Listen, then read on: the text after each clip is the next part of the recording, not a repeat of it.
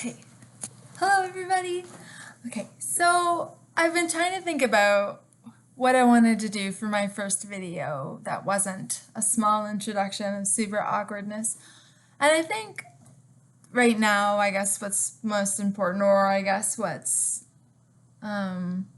like what's relevant, I guess, or maybe like the most relevant right now, is my hearing loss, just because I am going to be going for possibly some treatments and stuff coming up. So kind of scary.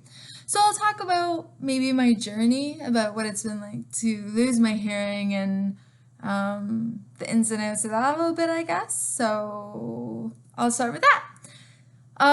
Okay, so I kind of found out that I might lose my hearing when I was probably about 14-ish, give or take. That's when they told me that I had the disease that I have, and it kind of came around just because I had a little bit of back pain at the time, and then that little bit of pain turned into a whole lot of back pain, and I actually couldn't walk, and then they told me that I had a tumor in my spinal cord that I had to actually get removed on Christmas Eve when I was about 14.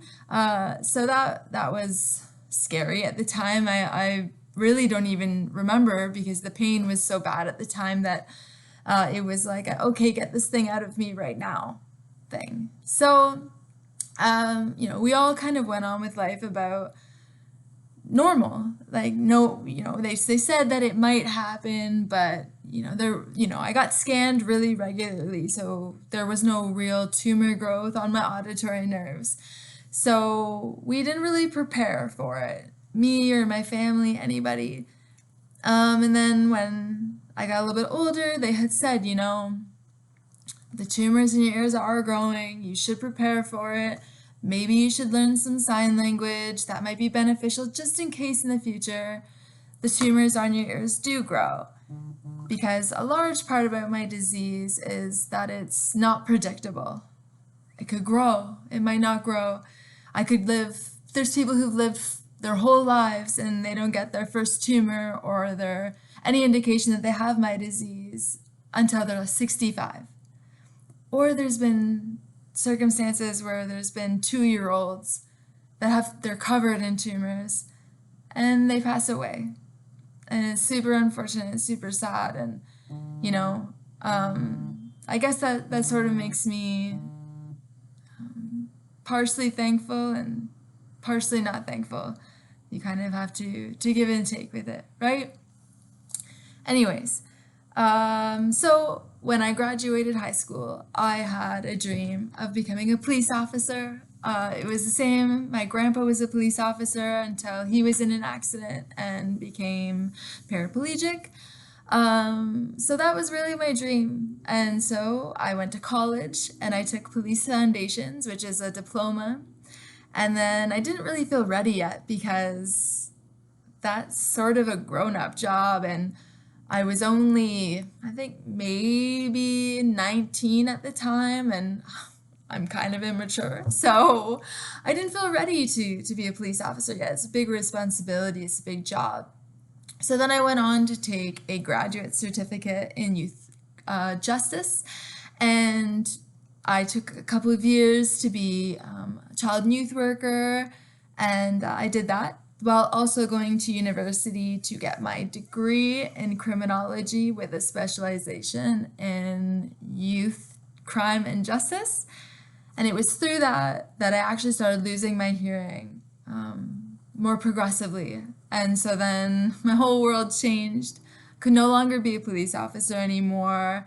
And it had happened at a slow progression. So I was watching TV one night and I noticed that when I put my hand and I was leaning, that I couldn't hear anything, or that the hearing in my right ear was a lot lower than my left. And so, of course, there began the journey of trying to navigate life, while losing my hearing. And that was also a slow progression, so it wasn't immediate. It was slow. So I could still hear everybody. I could still talk. I could still watch TV. But as time went on, I was finding things more difficult. So if there's background noise, music playing, I could hear the music, but I couldn't hear the person right in front of me. And so it became difficult. And so, I'm trying to navigate life, trying to change things. And at this point, I'm 20, 21, 22 almost. And, you know, I'm graduating university and I don't really know what I want to do with my life anymore because my whole 7 years of post-secondary education is now sort of irrelevant. And so I'm brokenhearted. And so I'm trying to figure out, I guess, how I feel and what I can do going forward. And so it was a couple of years of, what do I do? How do I do it? Where do I go from here? And I still don't have that figured out, by the way. So it's a lifelong journey. You never know what you want to do when you grow up. And so, it took a lot for me to figure out, I guess, what sort of makes me happy or whatnot. But my first real, I guess, sad or moment of adversity when it came to my hearing was that I had taken a job. And this job was a member's supervisor at a gym that's fairly close to my home. It was a big, fancy gym.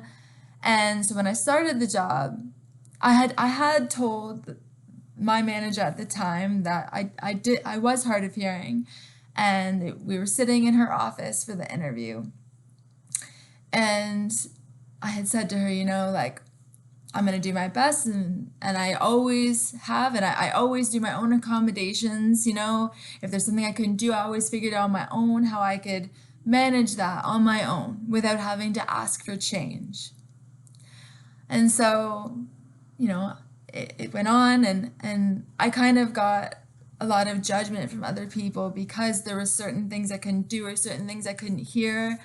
And the phone ended up being something that was really hard for me because there was always music blasting in the background and people talking. And it got to a point where I went up to my supervisor at the time and I had said, is there any way that, there's always two people at the desk at a time. Is there any way that the other person could be on the phone and I could do all the in-person duties? I could clean, I could do anything, but I need somebody else to take that because at this point, I would go home crying every day because I would get called stupid at least one time, or asked if I even know English or if I know what I'm talking about, or to talk to somebody else because I clearly am useless.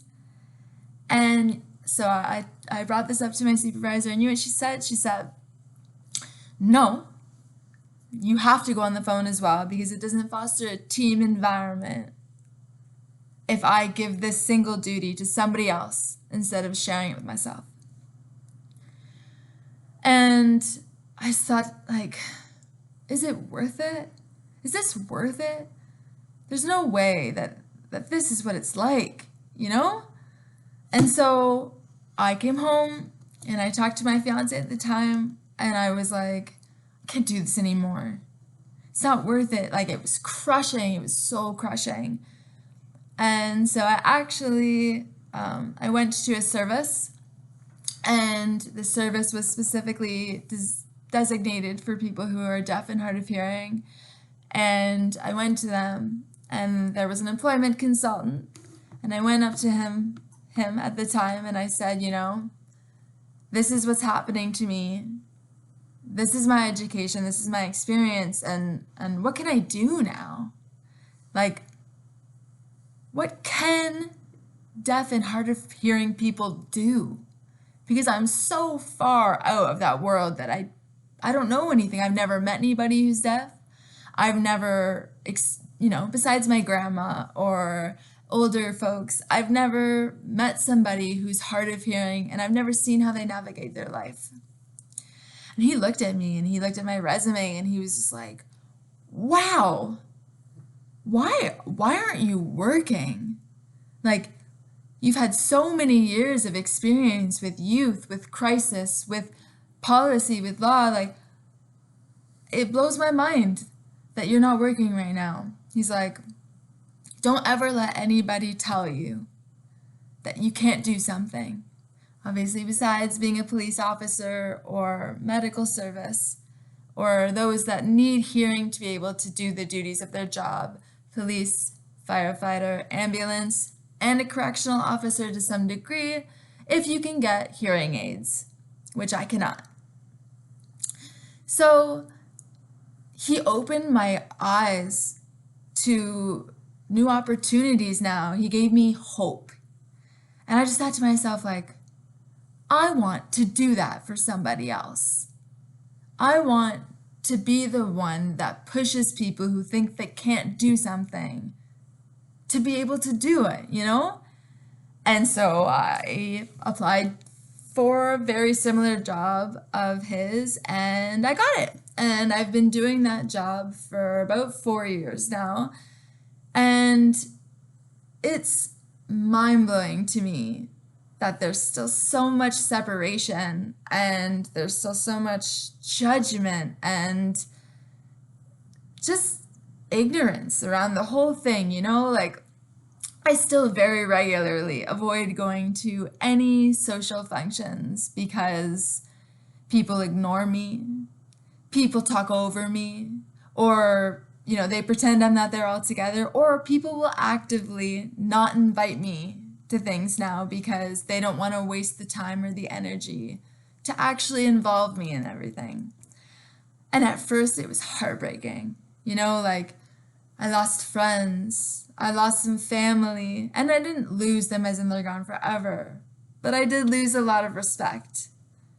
And for them, by the way, not for myself. And so it really, and it still is a learning experience, you know, it's been about 10 years now of progression. And within the last 3 months or 4 months of this whole pandemic situation that we're in, that I've actually lost basically complete hearing in my left ear. And that was my good ear, by the way. And, you know, so I've really relied on sign language more often than not at this point. And I will also say that the only person in my immediate family who's even tried to learn sign language up to this point is my husband. And it took a really long time for me to convince him to learn sign language in the first place because, and I'm paraphrasing or I guess hearsay evidence to all of this, that I think he was kind of hoping that it wasn't going to be our reality, that I would be able to hear forever and that this wouldn't be something we'd have to deal with, but we're here and we are dealing with it. And so I guess it was and is still very hard for us as a couple to be able to communicate with one another and have patience for one another. And, you know, we're really learning this together as going forward, you know, and it's not just us, it's me, it's my whole family. Like we're all really navigating this new reality. And I don't blame anybody for not wanting to learn a whole new language for me, but I will say that it gives a lot of perspective, and it really shows you how valuable you are to people or how much you're not, how much effort they're willing to put in for you, how much they care for you, how much they're wanting to you know, to make sure that you know how valued you are. And I'll tell you, it's not always what you think it's going to be on the other side. I'll tell you that I struggle every day because my parents won't pick up the phone to call me anymore because they don't know how to video call, or they just say that they don't know how to text, you know? And so you really do feel a disconnect. You feel disconnected from your friends, your family, life, and especially now with this whole pandemic situation going on and the masks, like I can't even go to a Tim Hortons drive-through without struggling now just to order a coffee. You know, I ask for my coffee, I get to the window and they try to make conversation with me, and I tell them that I can't hear, and they just talk and talk and talk. And so it's gotten to a point now where I go out in public and I won't even talk anymore. I just sign because because I can talk normally, because I can converse normally one way. They think that I don't know if they think that maybe I'm lying or if they just don't know themselves. And so it's just, it's a whole new world for everybody. And it's just filled with anxiety and stress. And at the beginning of this whole pandemic, when everybody was really panicking and it got really scary for a while, my husband wouldn't even let me go grocery shopping because there was one time where he went into Walmart and they had yelled something over the speaker to everybody that basically was like, okay, get out now. And he had people chasing him out of the store, employees. And he just thought to himself, and he said to me when he got home, I just thought the whole time in the store was like, oh my God, what if this was Megan? What if she was the one grocery shopping right now? She wouldn't have heard this. She couldn't, there's no way that I would have understood what the person was yelling at the end of the aisle. Like, it was so stressful for him. So if it was stressful for him, it definitely would have been stressful for me. And the worst part, or I guess the hardest part for me through this whole thing, is that it's really, I'm an independent person. I always have been. I've always relied on myself. And so navigating this new world has really been hard for me in that sense, that I really have to lean on other people to be able to communicate, to be able to, interact with my family, with my friends, and most importantly, with my husband. And I say most importantly because he's the only one that I can communicate with, probably 90%, because he signs and he voices and vice versa. But he's the only one.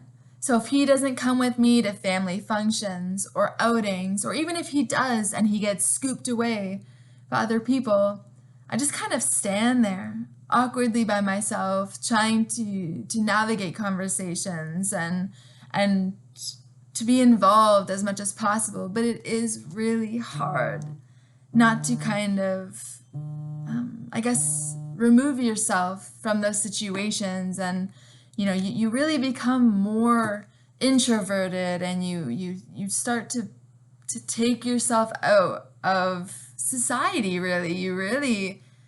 You just become alone. And I'm actively every day trying to make sure that that's not my reality. And my husband says to me very regularly, I see you struggle and it bothers me, and I see people not making an effort and it bothers me. And to him it's very cut and dry, These people are making an effort for me, so why am I making an effort to them?